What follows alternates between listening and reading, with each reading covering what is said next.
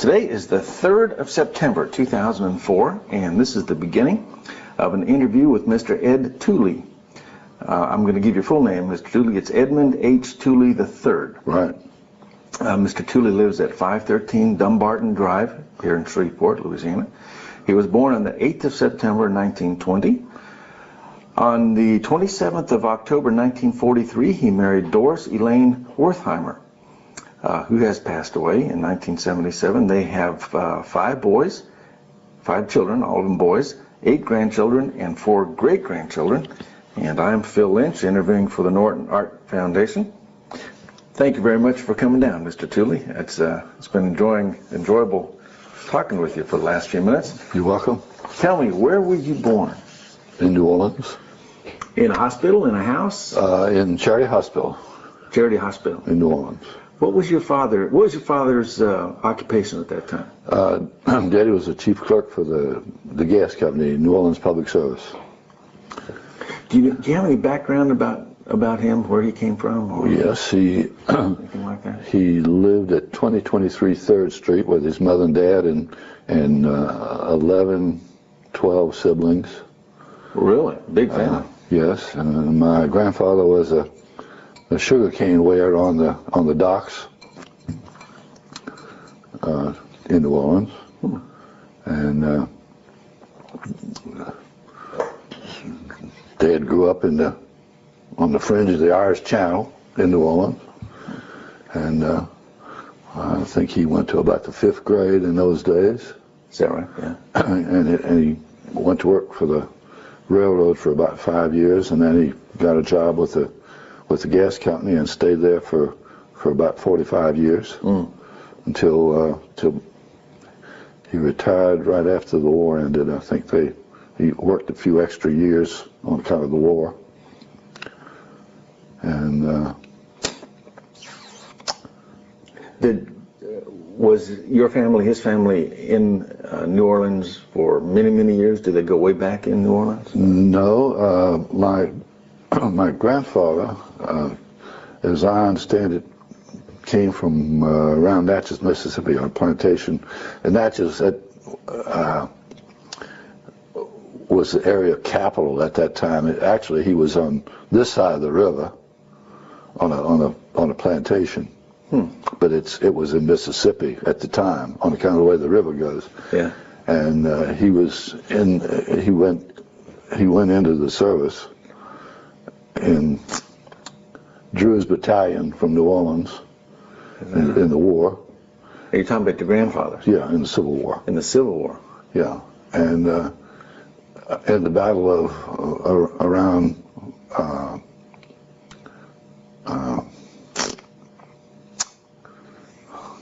it escapes me. Around Mobile, the battle around Mobile. He got leave and was on leave, and apparently he walked into a hornet's nest and got shot up so badly they left him to die. And one of my grandmother's servants, slaves, whatever they were at the time, found him and brought him home, and they nursed him back to health, and subsequently got married and moved to New Orleans. According to the books, he was AWOL, and my Uncle Henry, they knew the story, and they went down to the thing, and they've since fixed it so that he wasn't AWOL, that he was just on leave and couldn't get back. And then they were living on 3rd Street and had all those kids. That's a bunch of youngins. Yeah. Did he live to an old age? Or do you know? He died in 1923. I think he was 82 or something like that, somewhere in that neighborhood. He must have been a pretty tough guy to get my shot. My grandmother lived till she was 89. The matriarch. Yeah. Eye patch. Really? She wore an eye patch? Yeah. How'd she lose her eye? I don't have any idea. Is that right? Huh. Colorful. Yeah. What was your mother's name? Marguerite F-E-L-L, fell. Do you know where her family came from, where she came from? Her mother was named Mamie Farrar, and her father was something Fell, and they were from up east, Brookline, Massachusetts, somewhere up there. And he was a Coates, a salesman for Coates thread. You know the little thread? Spools of thread. You go around and sell it to all the 5 and dime stores. And they came down to New Orleans. I think he liked to play the horses. And they came down to New Orleans and for the track. As far as I know, after he got down here, they had my mother, and then he took off for the woods. Never heard of him again. And my grandmother married a man by the name of Nick Fresh, F-R-A-I-S-C-H-E. And they lived here, and mother and dad got married. And in the 1918 flu epidemic, my mother and dad at that time had a son and a daughter. Her daughter was 2 years old in 1918. They had the flu epidemic, and she and my grandmother died in the flu. My step-grandfather, we inherited him, and he didn't live with mother and dad till he died. We lived, when I was born, they were living on DeHamacourt Street, which is DeHamacourt, which is in the Carrollton Avenue, a little toward the river from Carrollton Avenue in New Orleans. And then Daddy, in 1922, they built a house out in Lakeview, which is about, what at that time was about a mile from the lake in New Orleans. You'd have to go out Canal Street and to West End Boulevard and out that way toward the lake, bordered by Canal Boulevard and West End Boulevard on French and Katina Street. And we lived there.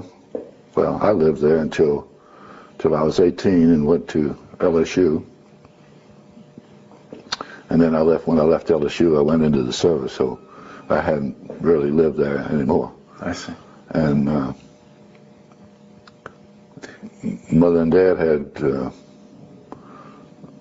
besides my oldest brother and my sister who died, had another daughter and myself, and then 2 other brothers, 4 boys and a girl. 4 boys later. Yeah. Were you the eldest? No, I was right in the middle. In the middle? My oldest brother Duncan, and my sister Dorothy who died, my sister Catherine, then me, my brother Patrick, and my youngest brother Felson.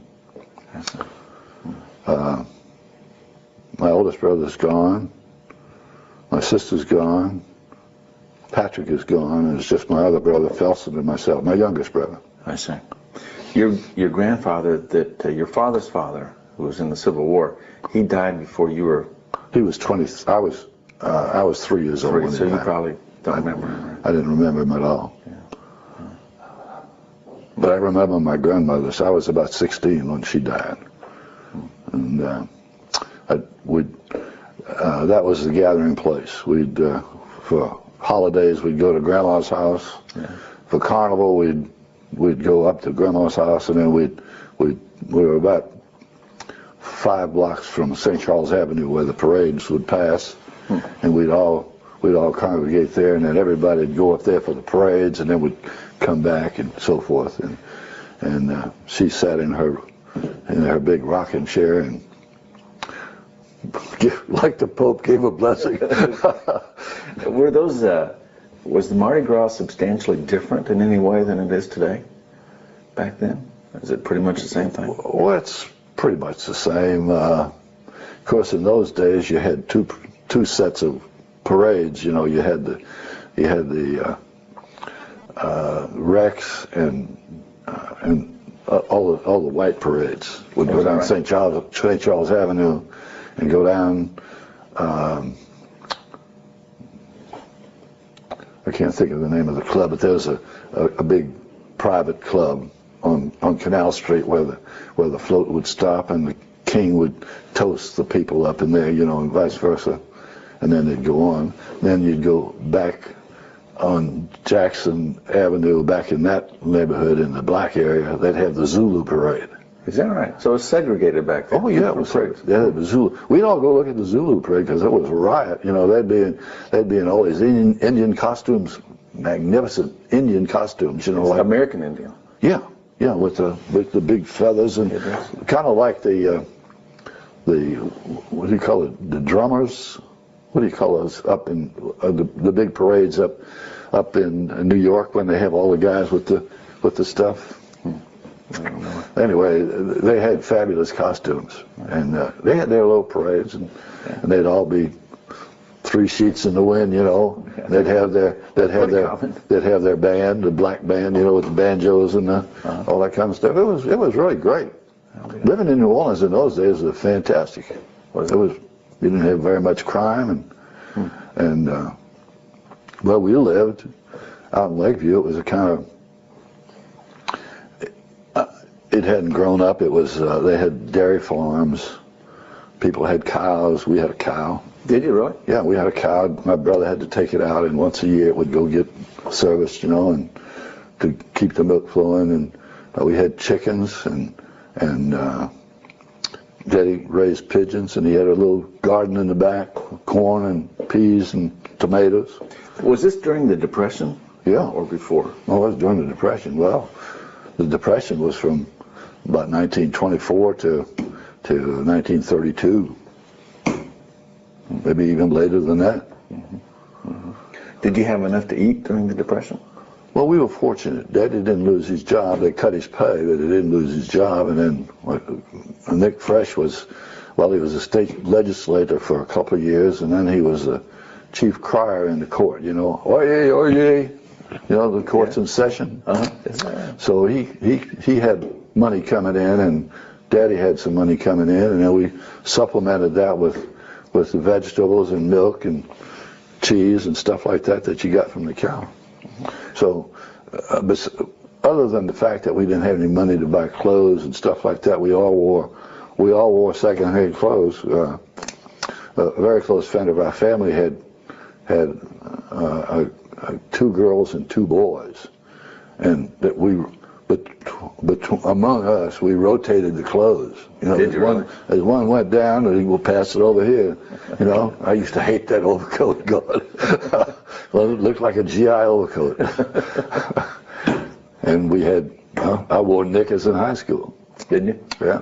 Did you hold down any jobs yourself as a youngster, paper routes or anything like that? Or? Oh, when I was in high school, I worked for the Western Union a couple of 2 or 3 summers, and the money that I had, we took and went over to the lake for a week's vacation. The whole family went over and rented it was a cottage, but you had blinds on it, and you had to use mosquito nets. They had an outhouse, you know. This is on Pontchartrain? On the other side of the lake, yeah, Pontchartrain. Okay.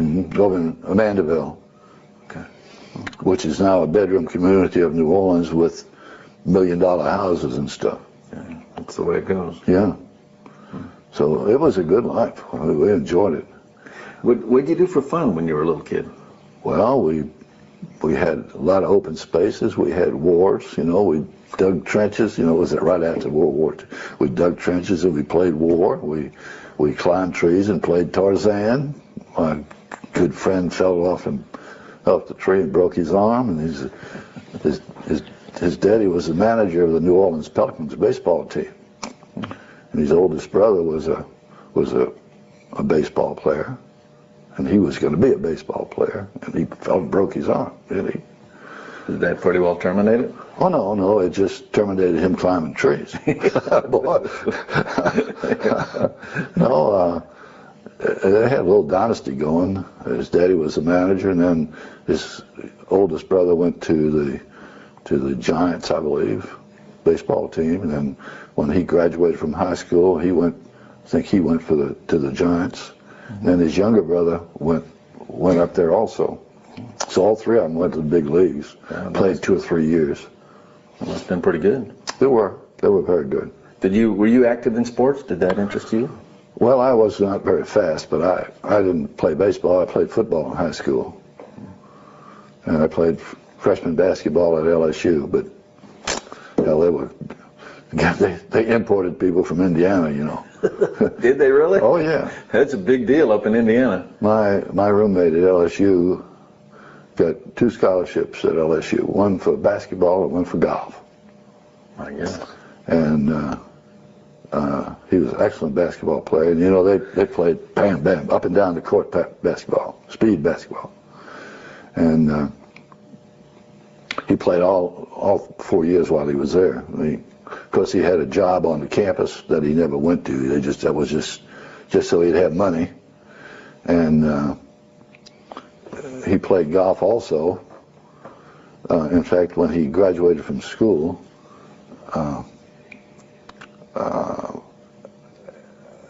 well, it was the wartime, so he had suddenly developed a heart murmur and couldn't go into the service because he could run up and down the basketball court like you never see.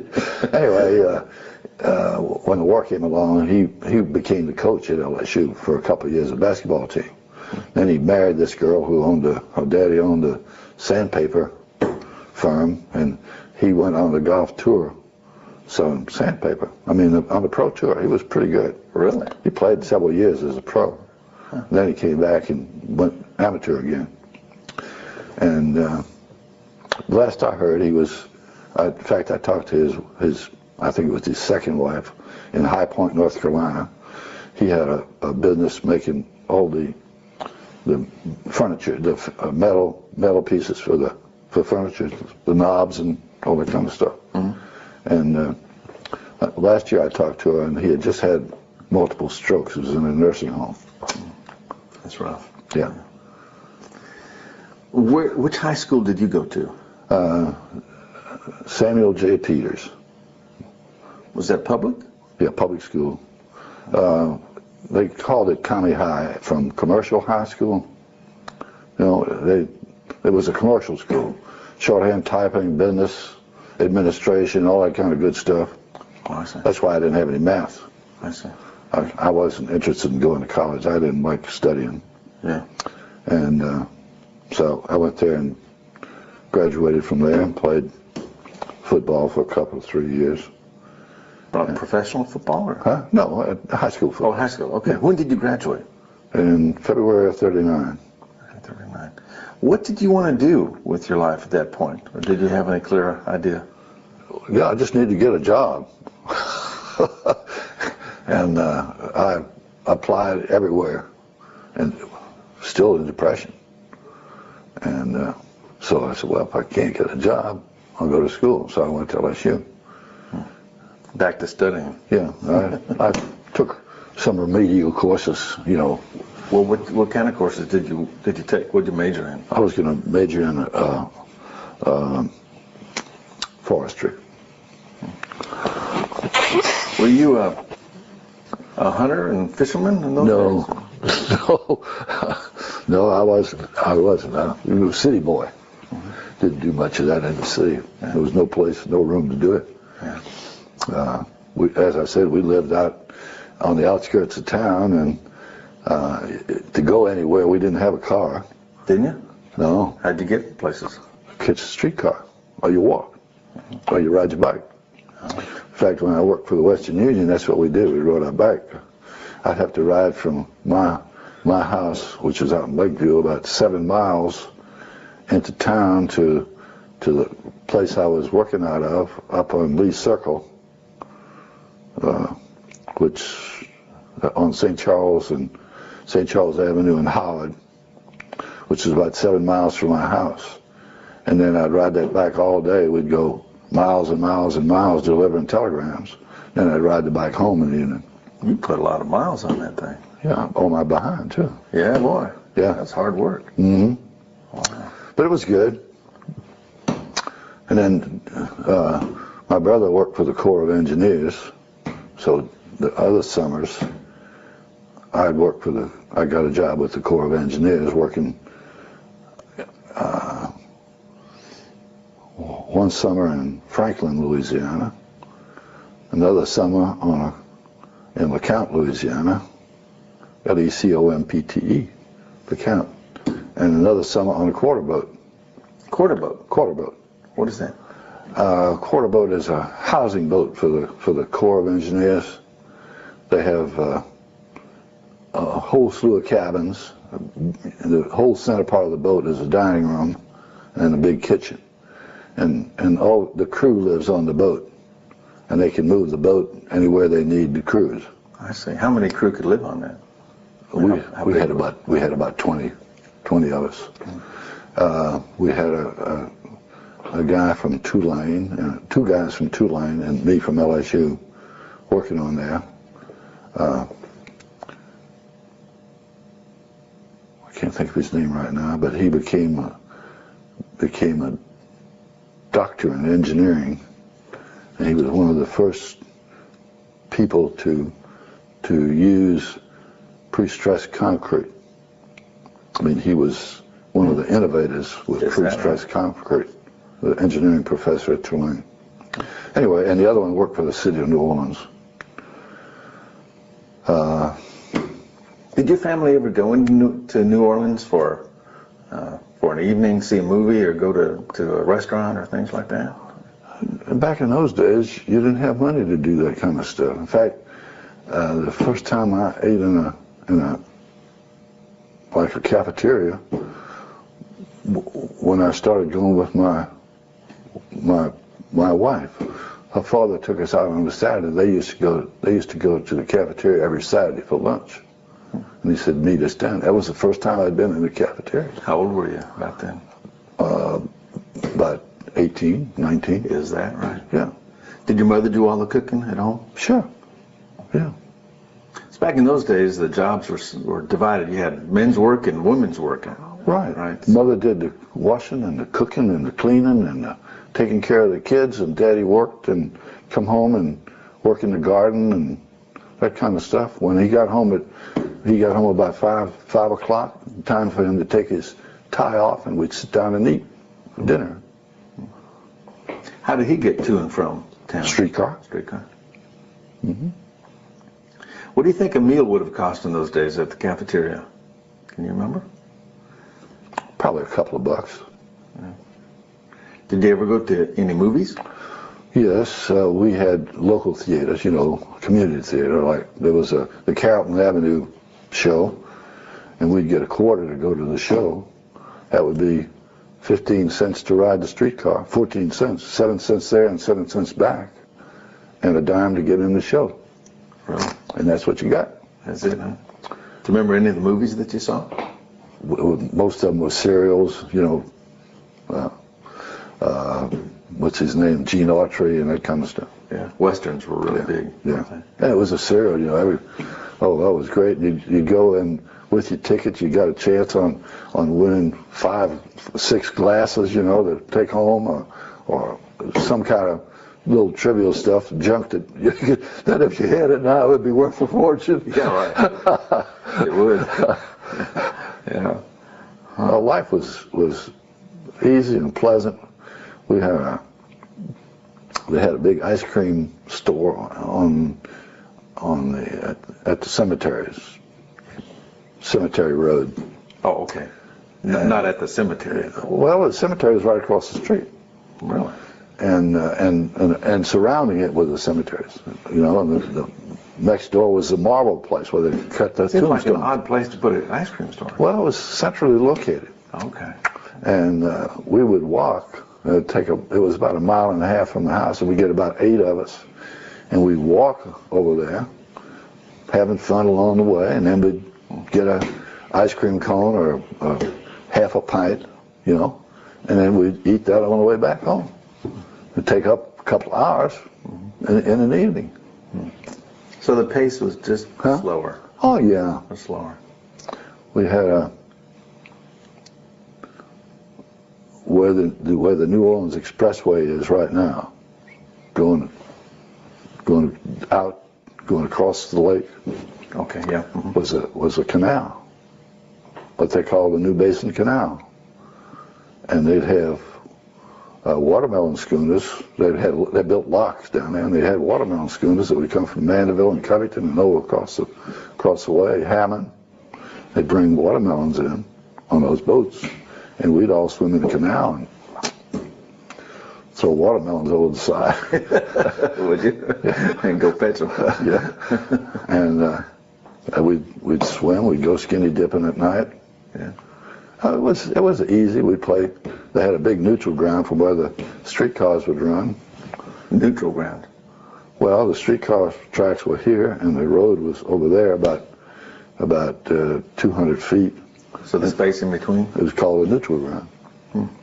Did you know your neighbors real well? Did neighbors get out and socialize with one another? Oh yeah, well, not so much socialize. We knew everybody, and everybody helped everybody. Like my mother didn't have a washing machine for a while, and the neighbor over here would say, "Well, bring it over here, and we'll wash it for you." You know.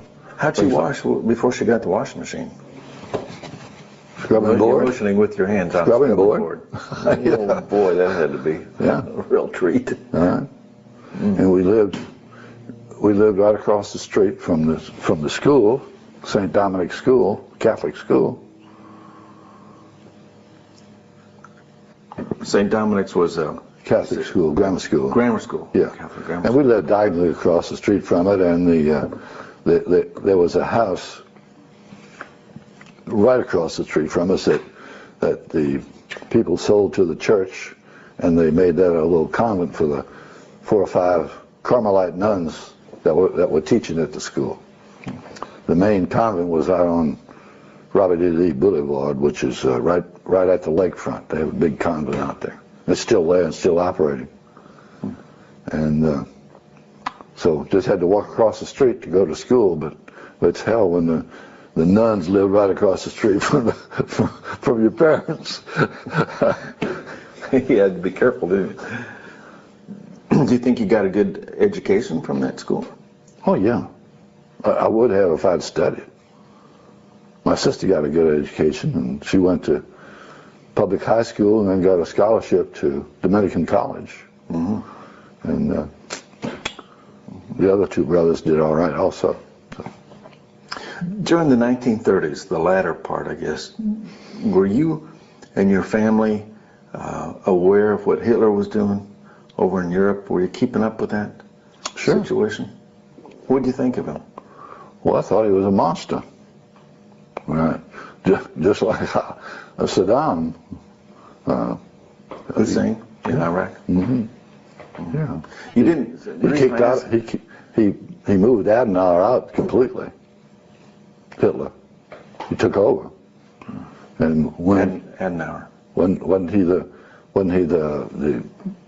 premier, whatever they call him at that time? Yeah, I'm thinking it wasn't Adenauer, but I can't remember the guy's name. I know who you're referring to. Yeah. So, well, where did you get your news? A newspaper, radio. Did you have a radio at your house? We heard the smelling fight on the crystal radio. Yeah, we were all around taking turns listening to it on the crystal radio. Is that right? Yeah. You know, the little thing with the crystal and the little thing that you move it around to get the right channel. You didn't have a big box radio? No, not at that time. We had a Philco phonograph. Do you remember any of the records that you used to listen to? No. That was a long time ago. Too long ago. Yeah, a long time ago. I'm lucky I'm remembering 1960s. I know what you're saying. Where were you when Pearl Harbor was attacked?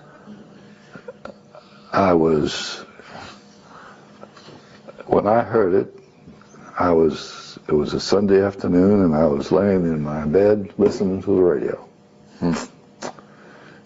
How did you feel? And I heard it, and I ran in and told my mother and dad, and they said, "Oh, that means war. You're going to have to go." They understood right away. Yeah. Were they angry, shocked? They were shocked. They weren't angry because, you know, what the hell? Not much you could do. Yeah. And so that was December the 7th, and I got a letter from the military saying report, and I didn't realize it was come out right now. So I was waiting for them to call me, and they did call about a week later. Said, "Where are you?"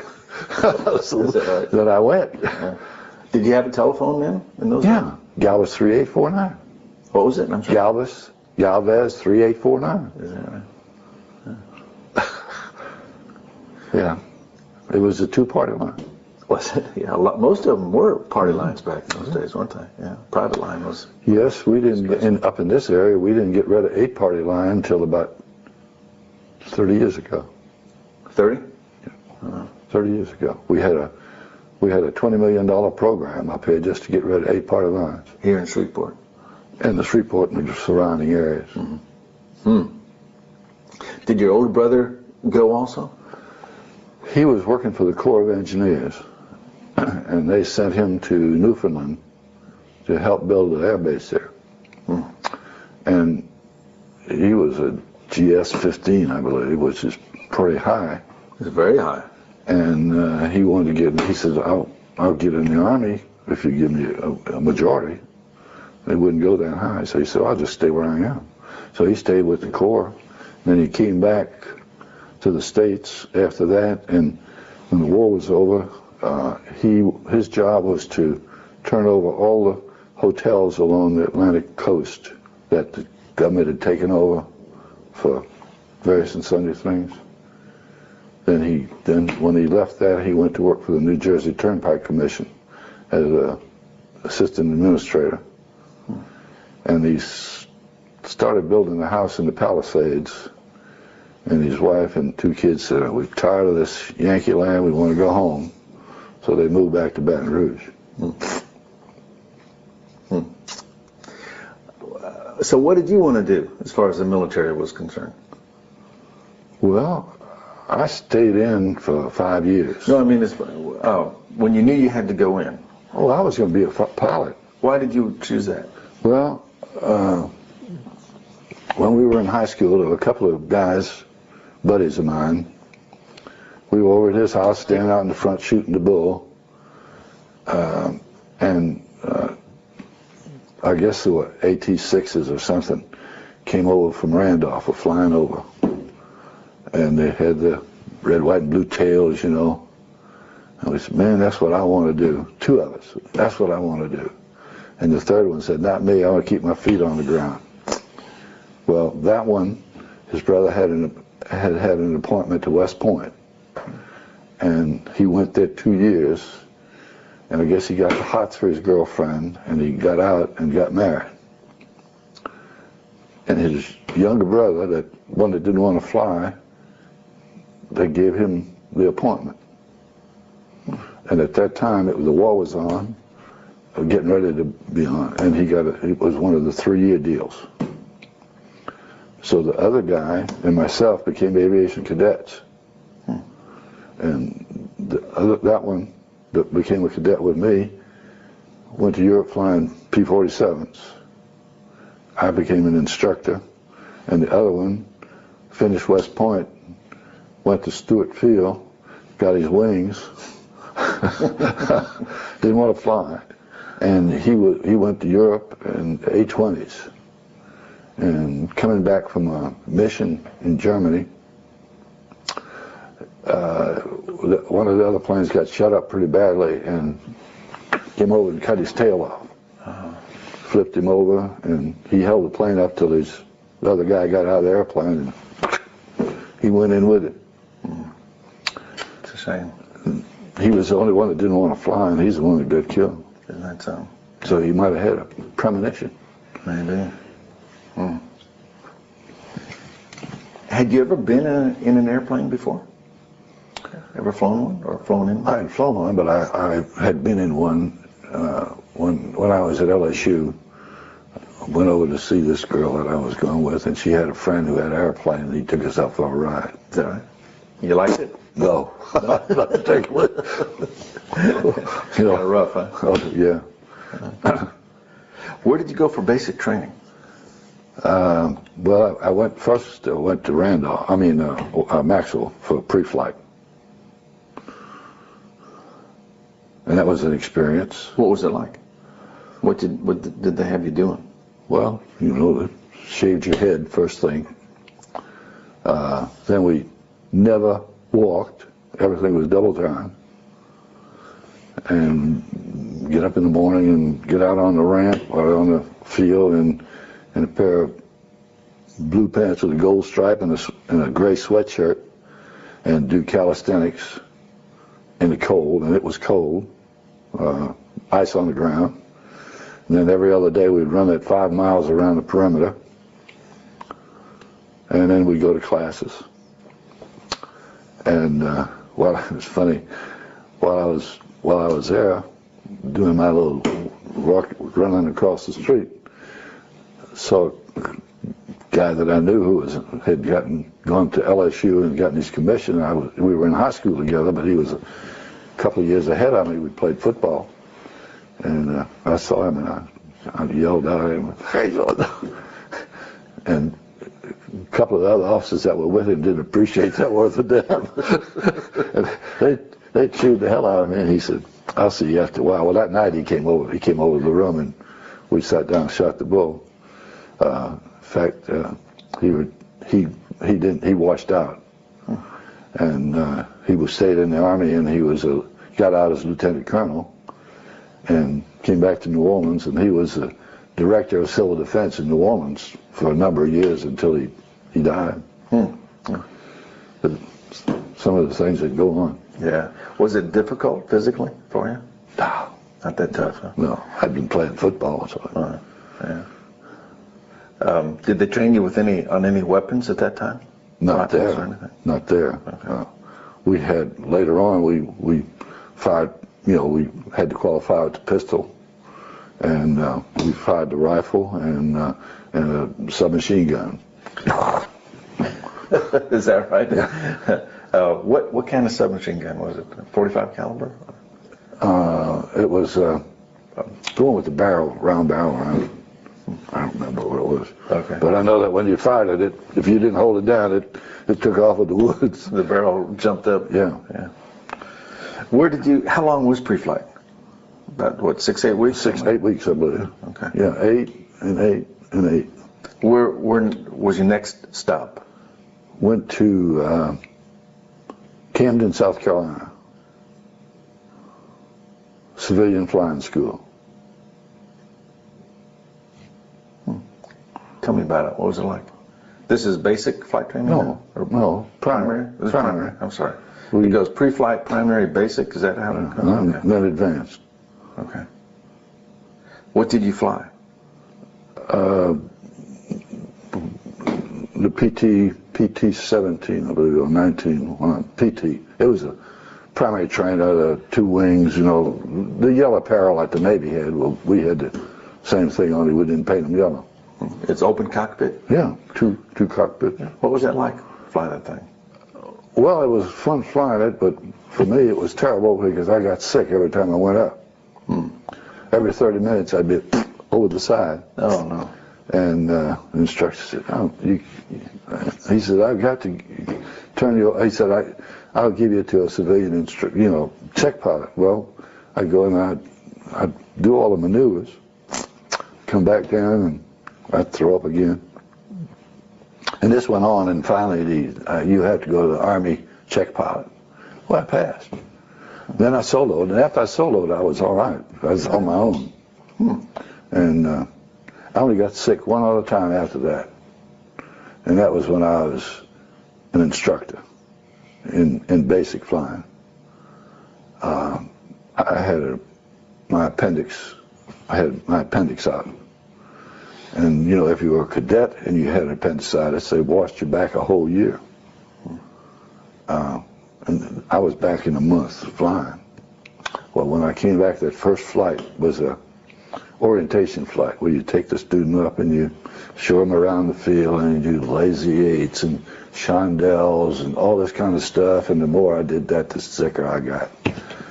And he couldn't fly the airplane, so I threw up, man, all over the inside of that airplane. God, it was horrible. Anyway, they hosed it out. I took care of the crew chief. Yeah. Oh boy, it was horrible. What'd you do? Buy him a case of beer or something? Yeah, I bought him cigarettes. You know, he couldn't get them, so I got him cigarettes. Anyway, we got back in. After that, I didn't have any problem. In fact, I learned how to fly the airplane as an instructor. You know, following them through, doing all the aerobatics and all that kind of stuff. You learn it. Mm-hmm. Mm-hmm. How long was primary flight training? 8 weeks. Do you remember your instructors? Not in primary, no. Okay. Then you went to basic. Went to basic at Shaw Field. Shaw Field, South Carolina? Sumter, South Carolina. What was that like? That was great. It was hot as hell. Yeah. In fact, it was so hot that we'd go get in the shower and get soaking wet, and then go lay in the bed soaking wet to evaporate. Is that right? I mean, that's how hot it was. Hot. Didn't wear any clothes to sleep at night. It was just terrible. But everything else was great. We had when we went to primary, our hair was starting to grow out. And we got to fly the airplane, and they gave us a week's leave between primary and basic. And we drove to Charlotte and flew home. We got a flight home, and at that time they had sleeping quarters on the airplane. You know, cabin. So we had a cabin. We flew to New Orleans. Just like a C-47 or something like that? I don't know what airplane it was, but it was a big job, and it just like on a train, you had a little compartment, you know, sleeping compartment, and we got that, and we went home. we took the train back. We couldn't afford it. Took the train back, and we got there. And we went to basic, and guess what? You know, us macho pilots. They shaved their head again. Again? Those dogs. One guy said, "You're not cutting my hair." And they didn't cut his hair. He went through all of basic without getting his hair cut. When he went to go to advance, and he didn't get off the base either. They wouldn't give him any leave. When he went to go to advance, he said, "You go to advance, you get your hair cut first." So all of us, our hair was grown out, and he was bald. They got even with it. They got it, boy. Anyway. That's those guys.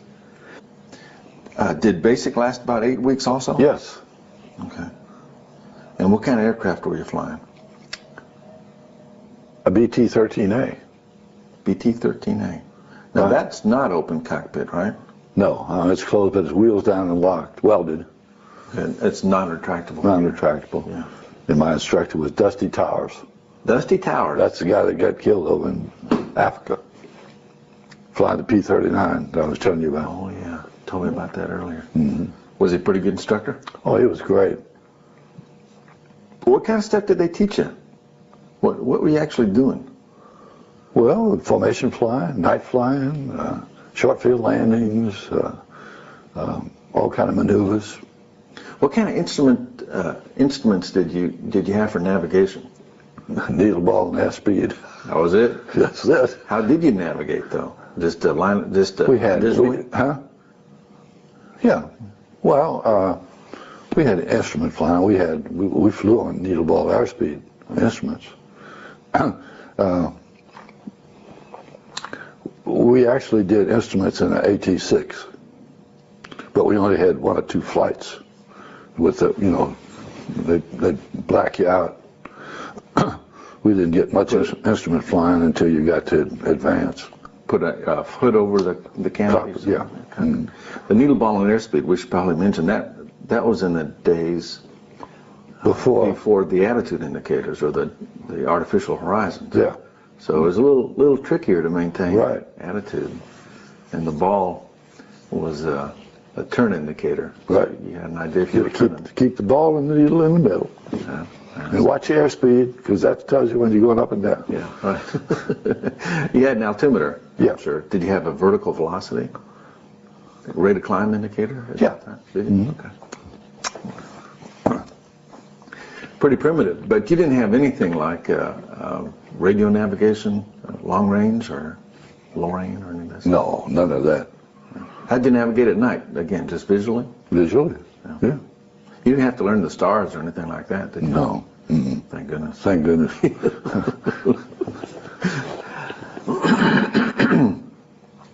Well, where'd you go after basic? Went to Turner Air Force Base, Where's that? Albany, Georgia. And we had 2 airplanes there, AT-9 and the AT-11. That was the bamboo bomber. And actually, it was made of plywood. I think it was, yeah. Either plywood or that laminated material, you know. Anyway, it wasn't metal. But I didn't fly in it very much. Most of my time was in the AT-9. Was that twin engine also? Or Oh yeah, that was that one I showed you, the little in colored airplane. Okay. I think you have a picture taken on it. Okay. And oh yeah, that's right. it was pretty hot. Was it? Mm-hmm. Well, what were they trying to teach you at this point? Again, we did navigation. We did some maneuvering in it, but mostly it was short field landings and takeoffs and formation flying and cross country. Where'd you go in your cross countries? Well, we'd go from Turner down to Eufaula, Alabama, and across over into Georgia, and then back to Triangle. Now, were you married or single at this time? Oh, single. What were your living conditions? In the barracks? Yeah. Tar paper shacks. Were they? Yeah. Most places that's the way it was at that time. When we were at Walnut Ridge. This came later. Yeah. As an instructor, we had tar paper shacks, but they had a long corridor that was built, a long corridor, but it was separated into suites. You'd have a door between this, say you come in this side, you come in the door, and then you go to the next suite, you have a door blocking it off so that you had some privacy. And out in the middle of that part, you had a big old pot-bellied stove. And then you had 2 rooms, 2 bedrooms. Or you could have 2 beds in that room and make this a little sitting room, which we did, my roommate and I. And about 4 o'clock in the morning, an enlisted man would come in and start up the fire and get the place warm before we got up. This is at Walnut Ridge. Yeah. But what was it like at Turner? It was we were in an open barracks, you know, I mean. 40 men? Yeah. Something like that. Mm-hmm. How was the food in the mess hall? Edible, you know. Nothing remarkable. Nothing remarkable, but it wasn't bad, you know. Many places it was better than we had at home because we were with the Depression, you know, food stamps and all that kind of stuff. Mm-hmm. Mm-hmm. It was very adequate, and it only cost us 75 cents a day. You had to pay for your food? Well, they took it out of our salary. Oh, I see. We got $75 a month as a cadet. Is that right? Mm-hmm. Where'd you spend it all? Well, they took out some for food, and then we had a little pocket money, a little change. Did you get very many weekend leaves to go into town or look around and things like that? Mm-hmm. Yeah, we went into town and met the local gals, like you saw that at some of the photographs you showed me earlier. Mm-hmm. Yeah. Now you hadn't really traveled up until that time, right? Out of New Orleans? No. You hadn't been anywhere. No. So you were getting to see the world. Right. When I was a kid growing up, my dad belonged to the Loyal Order of Moose and the Elks, and they had a convention in Monroe. And I mean, it was like you were getting ready to go to New York. I mean, he had to get on the train, pack up, go to Monroe, and spend. Monroe seemed like it was 1,000 miles away. Yeah. You know, and hell, now it's nothing. Go there in the afternoon. Yeah. This is from New Orleans. I mean, it was, you know, that was a long way from. You had to catch the train to go there. When did your parents get an automobile? They didn't have one during the 30s, is that right? Daddy bought a Hupmobile. Hupmobile. Hupmobile. You know, I think there's one of those at the museum downtown. Might be. He bought a Hupmobile. And he wasn't a very good driver. And at that time, at the cemeteries, at that street, they had a bridge over the New Basin Canal. A bridge. You go up. I mean, they built it over the canal, so, and he drove up there, and the bridge was open, so he had to stop on the incline. You know, open for a ship or something. Yeah, and it was on an incline. Uh-huh. And then when he went to start, you know, it died on him on the incline, and he went to start it again, and he finally got it started, and he bucked, and he crow hopped, and he bucked, and he bucked, and he bucked, and finally we got home, and he said, "That's it." Never drove again. got rid of it. You ride the streetcar. Yeah. And then when I was about 16, my step grandfather who lived with us bought a 1929 Cadillac touring car. Those are pretty nice, weren't they? It was 1929, and I was 16, so that was 1936. So it was a few years old, but it was a big old car. And nobody could drive it, but me. Is that right? And I was the driver, and I drove them all around, and it was something else. I ripped the rear fender one time, and every time I'd drive it around and for them to get in, I'd always put that on the outside so they didn't see it. And finally I conned my sister into, "Come on, I'll show you how to drive," and let her back the car. Well, when she backed it out of the garage, I said, "Oh, look what you did to the fender." Well, my grandfather thought my sister hung the moon. Didn't say a word. They had that big face. If that had been me, I'd have been crucified. Yeah. Clever guy. Advanced training, was that again about 8 weeks? Yep. Something like that? October the 9th, we got our wings and our commissions. October the 9th, 1942. 42? No? Yeah, 42. Was it really? Okay. Mm-hmm.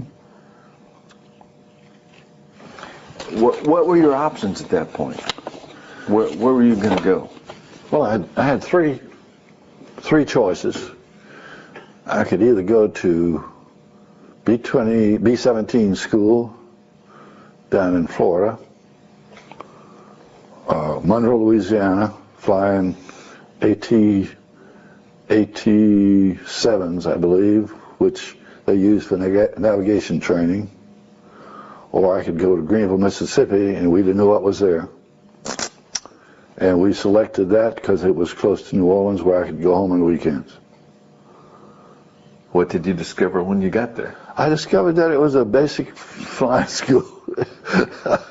And you were going to be an instructor. And we went through instructor school for a month, and then we transferred and opened up Walnut Ridge, Arkansas, basic flying school. You had said earlier that Walnut Ridge was just about the end of the world. Right. Not much out there.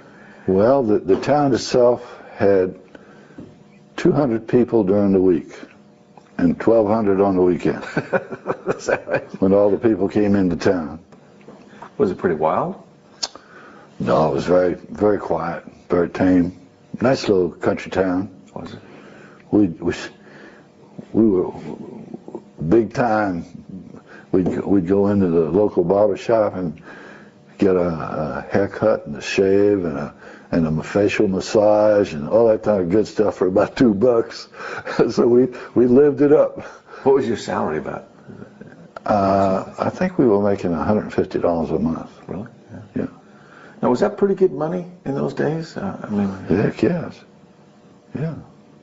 Very good. Particularly when you went from 75 to 150. And when I went into the service, I went to work for the telephone company while I was waiting to go into the service, and I started at $17 a week. And after 3 months, I got a big raise of $1 a week. So $150 was pretty good money. That's pretty good. Plus flying pay. I think we got $50 flying pay. How did you like being an instructor pilot? Did you like it? Did you take I enjoyed it. It was fun. We each had 5 students, and you would take them through and do what we did when we went through flying. We had other jobs like squadron communications officer, administrative officer. We all had little odd jobs. Additional duties, they call them? They call them additional duties? Yeah. Officer of the day, and we'd have tower duty, go up and be the officer in the tower. What were your duties when you were doing that? Were you actually controlling traffic or observing? Or? Well, we were in charge of the tower at the time, and they had, they had enlisted men were doing the actual work, but we had to be there. What were your living conditions like?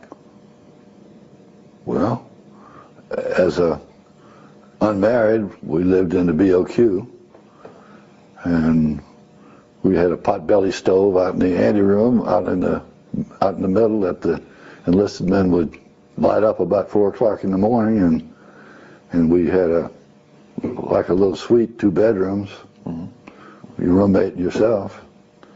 It was very good. Did you cook there? Or? No, we went to the mess hall? Officers club. Officers club, okay. We had an officers club, pool table, bar. It was pretty nice. The club was very nice. The food wasn't bad. Ham and red raisin gravy, the typical military food. Well, yeah, at least you were eating. How long did you stay there? About a year and a half. And they didn't keep that open very long, right? Didn't you tell me that they shut that thing down pretty quick? Yeah. Well, they were beginning to shut it down when I left. We were all looking for jobs to get out of there because we knew it was shutting down. Why such a short lifespan? Why'd they start it up in the first place? Well, at the time they started it up, they needed pilots. But then apparently they had a glut, so they started shutting them down. They had 3 of those. They had one there and one up in Newport, Arkansas, and another Camden, Arkansas, I believe. Someone. There were 3 of them over there, real close together, which was pretty good for us because when we saw the movie in Walnut Ridge, and each one of us would get an airplane and fly over to the other base, each one in our own airplane, and fly over there and play on the way, do aerobatics with the lights on, at night, and go over there and look at the movie and then fly on back home. Those were the good days, where you could horse around and play. Yeah, a little playtime. Not fly on the bridges. They didn't like that. You did have rules. It wasn't like anything goes. Oh no, we had rules. You couldn't go buzz at your hometown, which we did, of course, and hope to hell you didn't get caught. Yeah. A friend of mine buzzed his girlfriend in New Madrid, Missouri, and they got his number, and he caught unshirted hell. Did he? Yeah, they nearly court-martialed him, but he finally got out of it. Yeah, I did that.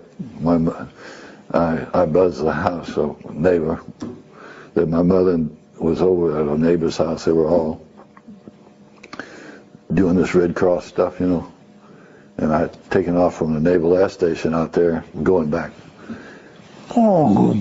Changed the prop pitch and rattled the shingles and took off.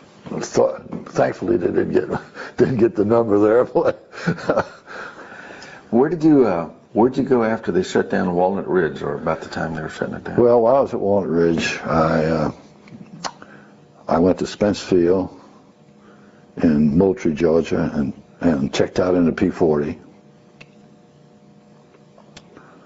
Got some flying time in the 5 hours in the P-40. And incidentally, we had an A-25 Curtiss Helldiver at the base that they had taken the machine gun out of the back seat, and the colonel used it for cross country. And anybody who wanted to fly it could fly it if they check. You know, you go down and read all the regulations and so forth, and then go get in it and take off, which I did, and flew it around for an hour or so, and came in and landed, and taxied up to the hangar, and the hangar doors were down, so I parked it outside. And I cut the engine off, and then I read the thing that said before you do that, you're supposed to dilate the oil in the cylinders. You know, put some gasoline in the cylinders. Oh, you dilute it with gas? I've heard about that. Now, explain that to me. Why would you want to do that? So the oil would be thinned when it would get too cold. It would be so thick that it wouldn't circulate real good. So the next time you started, it would be easy to start. Yeah. So I cranked it back up, and when I did, it backfired. And that backfire up against that wall, you could have heard it 10 miles away. Anyway, that was the first airplane that we had that I had flown that had electric prime on it. Most of the time you had to pump, you know, the pump. That had to, you just put on and prime it. Away you go. You were downtown then. Yes, uptown. I remember that airplane. Did it have a big radial engine? Oh yeah, yeah. Okay. It was a big son of a gun. And they didn't send you up with an instructor pilot or nothing, huh? Oh no, it was the only place for us a pilot, just a pilot. Oh no, just a single seat. Yeah, we had a place in the back for the gunner, but it was a torpedo bomber. I see. Oh, it's a big monster. Was it fun? Yeah, but it was fun. I got close to an airliner there. You got what? I got close to airliner. You know, nowadays they have those things that warn you when you get close of the airplane. I just went across his tail.